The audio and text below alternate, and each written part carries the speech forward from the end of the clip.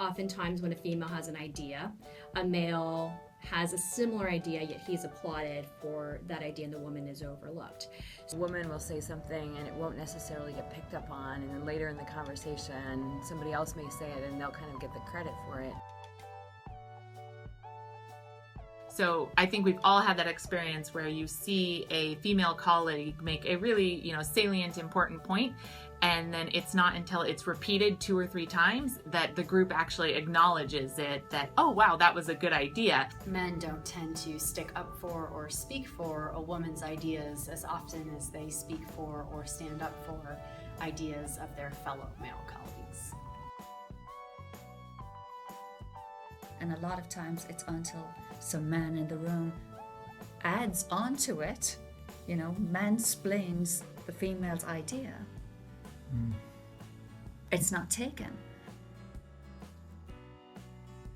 From my own experience, I'd say sometimes it's a matter of being taken seriously with the content, being viewed as a technical expert, being viewed as a person that actually comes in and truly understands the essence of the issue that you're communicating. I mean, for myself personally, people challenge and even say to me that, well, we don't know about, are you technical as other people? I'm chair of a board of the largest data analytic research center in the EU. I wouldn't have that position if I didn't have a stellar academic record.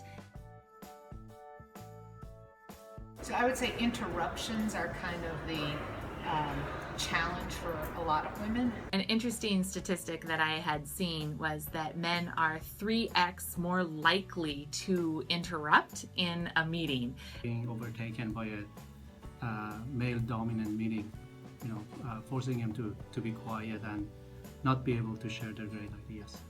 Confidence in the thought so that they feel comfortable with that interrupting is interesting, and a definite gender difference that we see. Men tend to talk over one another and are very comfortable with that. Doesn't feel like it's an inappropriate behavior to them. Men are even more comfortable interrupting women, and women are especially uncomfortable interrupting men. So this is just fact. It's that careful dance that you have to know your audience and how best to communicate. Recognizing that being direct as a woman is misunderstood. Because they don't want to come across too strong, because that's a bitch, right? How do you do that without being the bitch? You're like, oh, well, I think that information is 60%, not 75, or that data in the slide, you're looking at it, you're wondering, do I call it out, do I not? Apologizing for what you're about to say, it sets a tone of, well, this isn't going to be a good idea. Look, this person's apologizing it even before she got the words out of her mouth. Conversations about diversity have made males more aware that they're going to take the time to listen without judgment first, but a lot of times when a female has an answer or an idea, it's treated with suspicion and mistrust. And I think that people are more used to accepting male ideas on face value. Unfortunately for women, it takes longer, and you have to have built your credibility to be taken, for your ideas to be accepted. I think numbers, because people don't, if you're a minority, the majority doesn't have to change. That people are not necessarily trying to discount their information or not listen, but that there are dynamics that we need to overcome. It's beyond just the work front.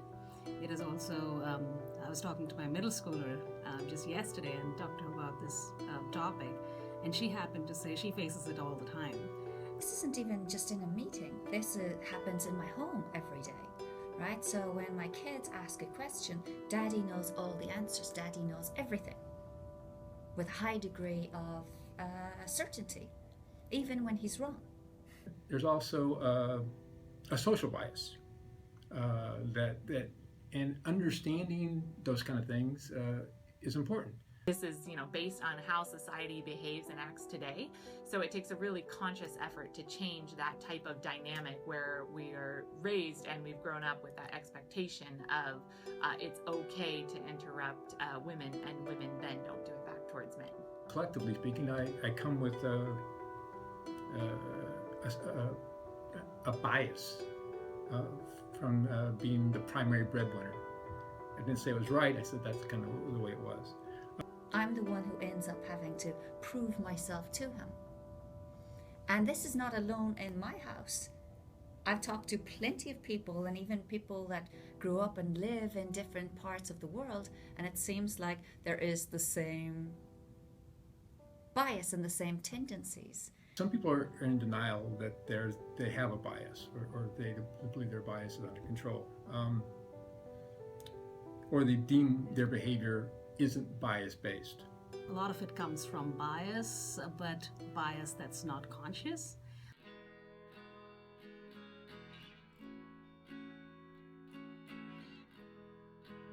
The other thing I try and do is speak for the women in the room when they have an idea, building on their comment, amplifying their comment.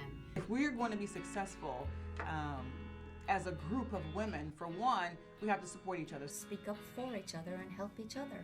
Hey, want to make sure everyone really heard what, whoever Sue just said. I always, say, oh, that's a really good idea, just to reinforce her to keep going.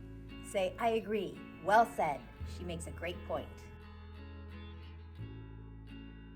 Be willing to call out the bad behavior, right? There was a male there that answered, you know what, my wife is the best engineer I have ever known. We went to college together, and in my study group, a lot of female engineers helped me, so I take offense to your comments. Be vocal with regards to, I have an opinion. It seems as if individuals are not willing to listen to my opinion, so let's have a conversation about that. I will say, wait a minute, let me finish, because it turns out that there's there's this presupposition of what I'm going to say, which may not actually be what I was going to say. I've had a repeat of somebody else has said the exact same thing I have said, and I very nicely said, thank you for repeating what I've just said 5 minutes ago. You are right, it's an excellent point. Now let's continue to debate the topic. Just bring that up, that, hey, I just shared the same idea. Always remind your fellow colleagues that that idea that was applauded, maybe that was given credit to another male colleague, actually came from and stemmed from your idea. If a man might speak up and claim the comment, I'll say, hey, it's great that you agree with the point that, the woman made a little bit earlier. So it's a conversation. I'm always one vision, one mission, one team. And so if we're not operating that way, then I've got to change the dynamics of my work environment. And that involves me having a conversation with my team member. So if I don't feel like John is supporting me in the way that he should, from my opinion, then I got to have a conversation. I think discussing micro inequities is very important, because oftentimes your male colleague is not even aware that it's happening. And as females in the workplace and trying to leave behind a better world for the next generation, it's our responsibilities to engage with our male colleagues and help them understand how that, what we may view as a microequity, how that made us feel, and how potentially moving forward they can engage with us. And that is always, from my point of view, a teachable moment for our male colleagues, as well as me as a woman individually, understanding where they were coming from. If your ideas are not being taken seriously in the meeting, just speak up, confront it right there, confront it with people, because I can guarantee you a lot of people just do it because they haven't been really paying attention to it, and they can benefit from being coached, they can benefit from being reminded, and overall I think it will create a very good environment for everybody participating.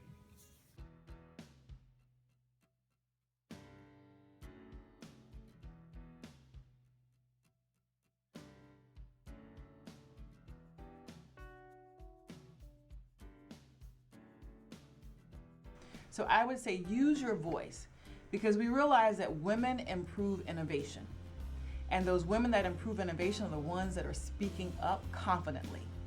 Yes, it's difficult being in one of those meetings, but you can't say, oh, it's just because I'm a girl, because a lot of guys face the same kind of thing. So don't take it personally and keep plowing through. And if you sit and just go, oh my goodness, somebody's been heard and I'm not, and you spend your time focusing on that and the rest of the meeting, then guess what? You're probably not present in the meeting.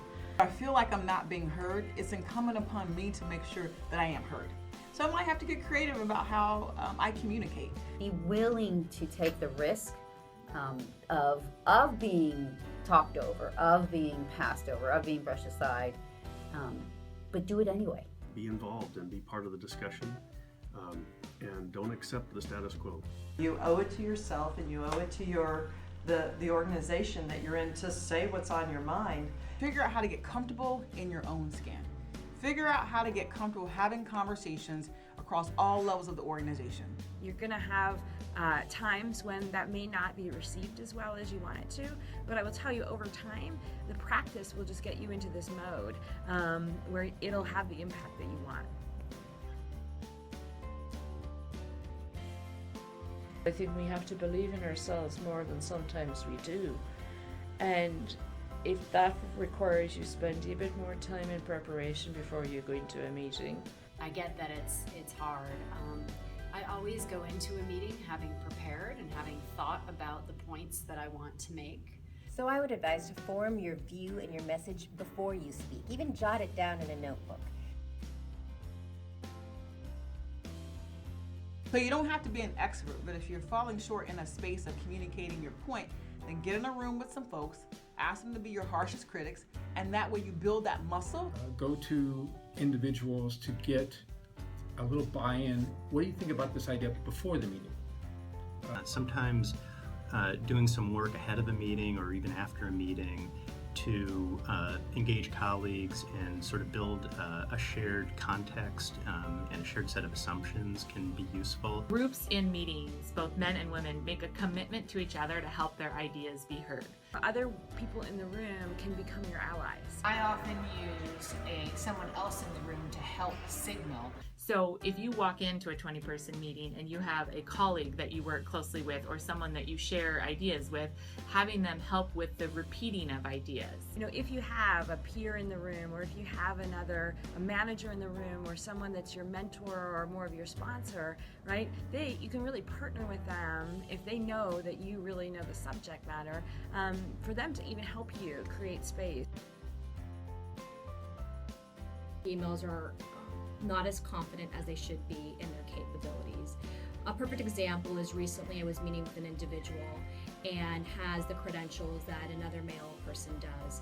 And her perspective is she was willing to take a starting entry job versus her male counterpart because her perspective was she didn't have the experience. Well, the male, whether he had experience or not, indicated that he is able to do the job. I believe that the confidence issue is a far bigger issue for women than the competence issue.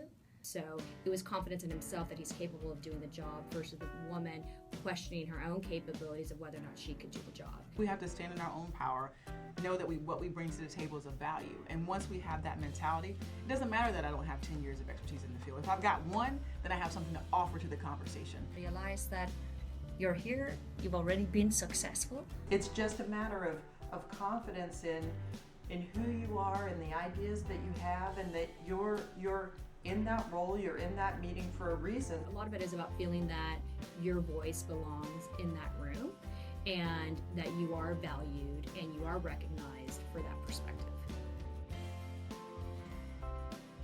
If I got a goal that I need to get accomplished, then I'm going to figure out how to be creative and get it done, whether or not John or Bob or Jack is listening to me or not. I'd advise women to find what works for them and practice it.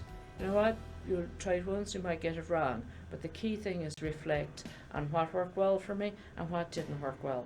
And the more items that you find working well for you, continue to practice them. Humor is a big part of the way I operate.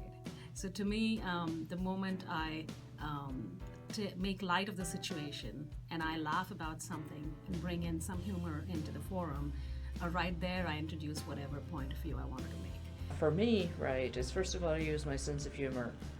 I try and do with a smile. By then I have the audience's attention anyway, so I just snuck in my idea. The man said, well, this is interesting. This is my first time having a female manager. And I'm there thinking, but I'm in your management chain. What do you think I am? But then my response to him was, well, one could argue your mother was your first manager, and she's probably a woman. I've learned to do is whenever I want to offer something in a meeting where I might be the only woman in the room and guys are talking, which they do, as I may just say, do you mind if I offer this to the conversation? What I have been able to do is I've leveraged being a Latina and being a woman as an asset, because I constantly communicate to the organization, to my colleagues, that I bring a different perspective. In an environment where it's a 20-person meeting and you're the only woman, I think there is an opportunity to turn that into an advantage, so you can say your voice will have to be heard because there's no confusion about who else it was. You ask a person, quote unquote, for permission to be involved in the conversation, they're always going to say yes. And when you do that, you command their full attention to hear what it is that you want to say. I'm going to spend my time making sure that the idea is heard, the work's good, and we move forward. And then I think over time, the hope is that credibility can take care of it. But I shouldn't say always because there's hope, but for a while now, there's always going to be that labeling difference. And so I suppose the number one thing we can do is not take part in it.